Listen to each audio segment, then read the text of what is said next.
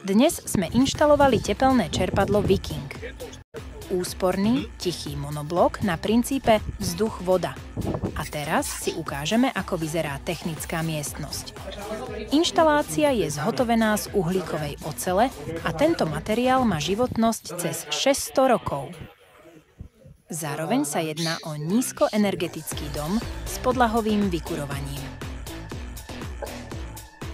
Využite náš tím profesionálov a my vám pomôžeme prejsť na moderný ekologický spôsob života.